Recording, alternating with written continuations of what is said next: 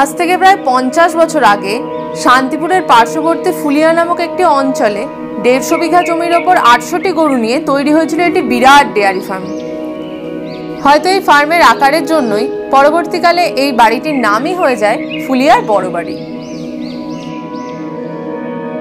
তবে পরবর্তীকালে ব্যবসা যেমন এক প্রজন্ম থেকে আরেক প্রজন্মর হাতে পৌঁছেছে, তেমনভাবেই পারিপার্শ্বিক পরিস্থিতিরও অনেকটাই বদল হয়েছে।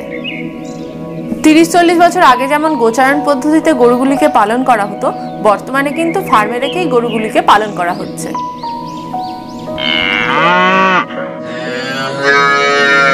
তাই স্বাভাবিকভাবেই এখন তৃতীয় প্রজন্মের হাতে এসে গরুর সংখ্যাও যেমন কিছুটা কমে গেছে, এর পাশাপাশি ব্যবসা করার ধরনও অনেকটাই পাল্টে গেছে।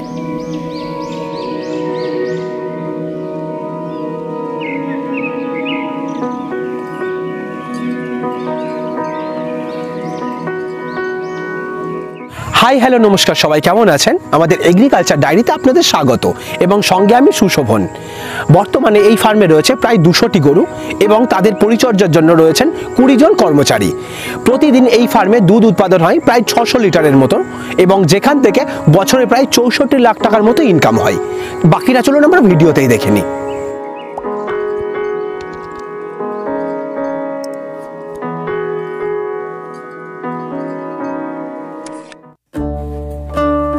গরু আর মহিষের দুধ মিলিয়ে প্রতিদিন এই ফার্মে প্রায় 550 থেকে 600 লিটারের কাছাকাছি দুধ উৎপাদন হয় এবং এই উৎপাদিত দুধের প্রায় অর্ধেক অংশই মানে প্রায় 300 লিটার দুধই চলে যায় বাড়িতে বাড়িতে।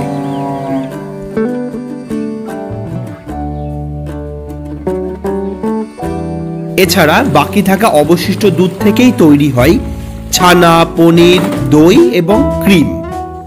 এছাড়াও অর্ডার থাকলে এই দুধ থেকেই তৈরি হয় ঘিও।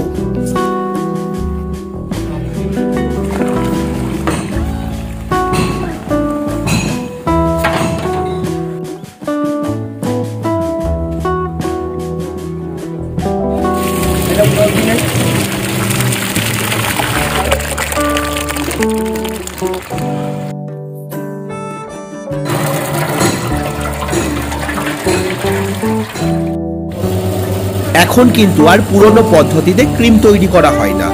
এই মেশিনের মাধ্যমেই দুধের ফ্যাট অংশটা বের করে নেওয়া হয় ক্রিমের জন্য।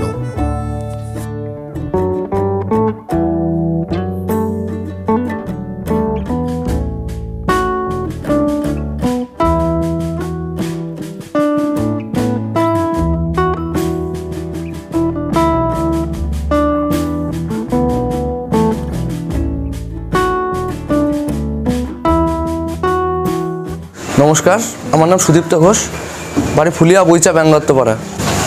আমাদের ফার্মটা দীর্ঘ 50 বছর যাবৎ চলছে। আমাদের ফার্মটা এখন তৃতীয় প্রজন্মের হাতে আছে। প্রথমত দাদু, তারপরে বাবারা করছে, এখন আমরা তৃতীয় প্রজন্মের হাতে আছে ফার্মটা। আমাদের ফার্মে মোটামুটি 90টা থেকে 95টা গরু আছে, গাভী গরু, আর 50-60টা বাছুর আছে, আর 30টার মতো মোষ আছে।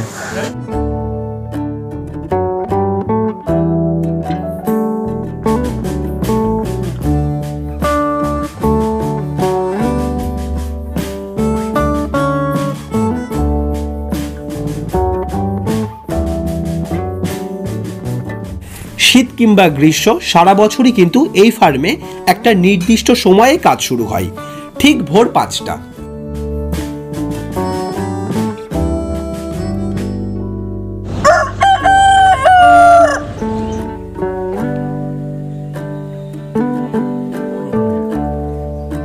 ভোর থেকে শুরু করে একদম সন্ধে পর্যন্ত সারাদিনই থাকে ফার্মের নানা ধরনের কাজ।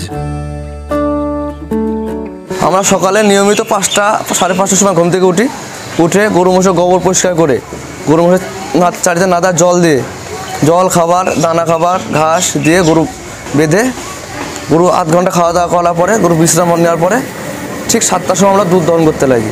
7টা থেকে 8:30টা পর্যন্ত দুধ দহনের কাজ চলে।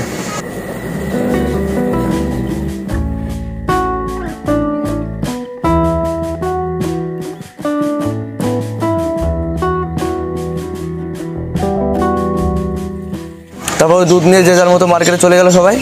মার্কেট থেকে ঘুরে এসে তারপরে এসে গরু মোষের সব গা ধোয়ানো হয়। গা ধুয়ে এসে আবার নেক্সট টাইম আবার এই 12টার সময় আবার খাবার দেওয়া হয়।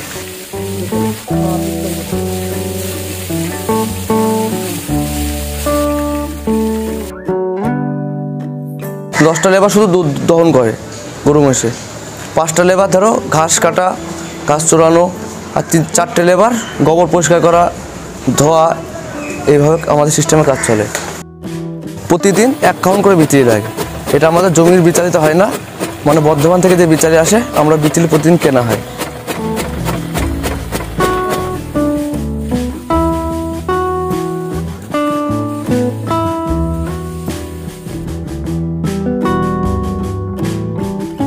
আমাদের ফার্মে 3 ধরনের গরু আছে, সাইবাল, জার্সি আর হলিস্টিয়ান। এই 3 ধরনের গরু আমরা চাষ করি। আর মোষ আছে 1 ধরনের, মোরা মোষ যেটা বলে, আর একটা মোষ আছে জাফরাবাদী।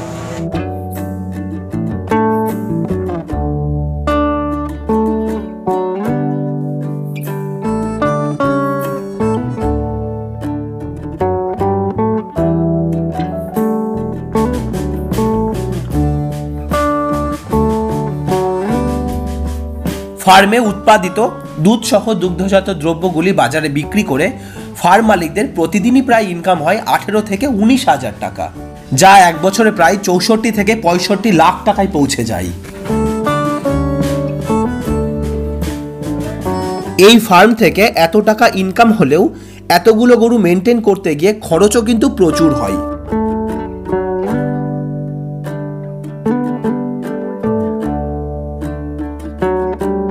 আমাদের প্রতিদিন 8,000 টাকা শুধু গাভীর খাবারের খরচা, গরু মোষ বাছুর সব খাবার খরচা 8,000 টাকা প্রতিদিন।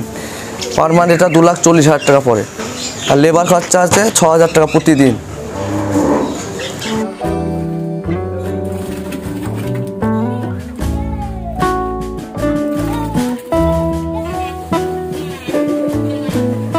আমাদের এখানে গরুর দুধ 30 টাকা লিটার পাইকারি, খুচরো 45 টাকা 50 টাকা যোগান বাড়িতে বিক্রি হয়। আর মোষের দুধ 50 টাকা লিটার মিষ্টির দোকানে যায়।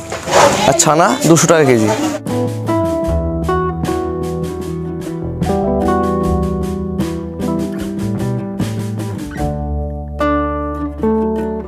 ফার্ম পরিচালনার জন্য মোটামুটি 25 থেকে 26 বিঘা জমির ঘাস সবসময় রোলিংয়ে চলে।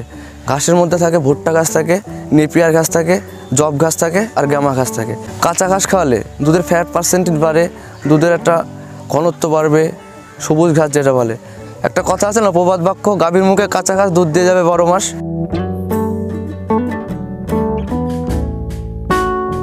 আমাদের এই ভিডিওর উপস্থাপনা আপনাদের কেমন লাগলো অবশ্যই আমাদের কমেন্ট করে জানান, এবং ভিডিওটি যদি ভালো লাগে তাহলে লাইক করে আপনাদের পরিচিতদের মধ্যে শেয়ার করে দিন। আর পরবর্তীতে আমাদের সঙ্গে জুড়ে থাকার জন্য আমাদের চ্যানেলটি সাবস্ক্রাইব করে পাশের বেল আইকনটি প্রেস করে রাখতে পারেন। তাহলে পরবর্তীতে এই ধরনের ভালো ভালো ভিডিওর নোটিফিকেশন সবার আগে আপনার কাছে পৌঁছে যাবে। তো আজকের ভিডিওটা আমরা এখানেই শেষ করছি। পরবর্তী ভিডিওতে আবার এই ধরনের নতুন কোনো টপিক নিয়ে ফিরে আসবো। ততক্ষণ ভালো থাকবেন, সুস্থ থাকবেন। বাই।